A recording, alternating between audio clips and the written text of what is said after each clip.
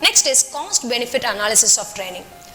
How much we spend for training programs and how much is the benefit we get out of the training program. This analysis gives that the total expenditure which we spend on the training and the total return we got out of the performance and productivity of employees after the training program. Traditionally, about 2/3 of the training expenses have been devoted to developing professional managers and 1/3 of the first line workers.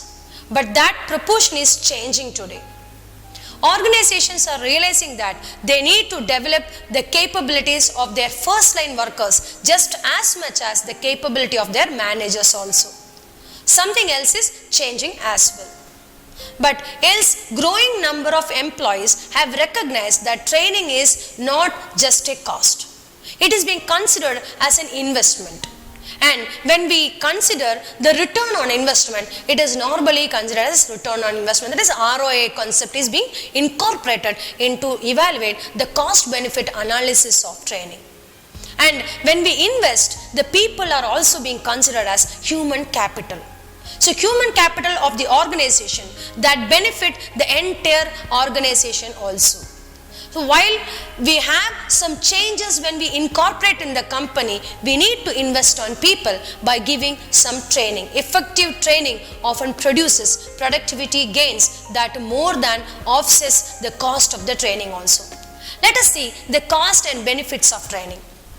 The cost incorporates the trainer's salary, the materials for training, the living expenses for the trainer and the trainees, the cost of facilities provided for training, the equipments used for the training, transportation cost, trainees' salary, loss of production. Because when the trainees are being incorporated in the training program out of the job or off the job training, we will lose certain production in the company during the training program. So that is loss of production, which can also be considered as opportunity cost. These are all the costs involved related to training. Now, what is the benefit of training? We can have increase in production, reduction of errors, reduction of turnover, employees turnover will be reduced and less supervision is necessary, ability to advance new capabilities and lot of attitudinal changes also will happen. These are all the benefits of training. So this is the cost benefit analysis of training. Next is future of training and development. There are 7 important points which belongs to the future of training and development.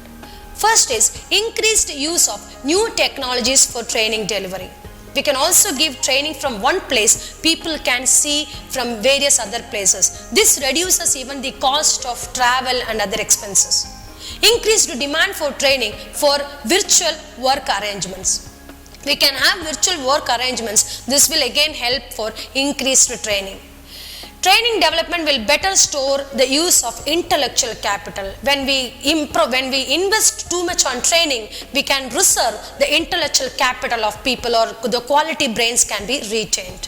Next is increased use of true performance support. We can use the increase in the true performers and we can also get their support. Next is learning of business enhancement through increased use of training partnership and outsourced training. Next is viewing training and development from a change model perspective. These are all the future of training and development.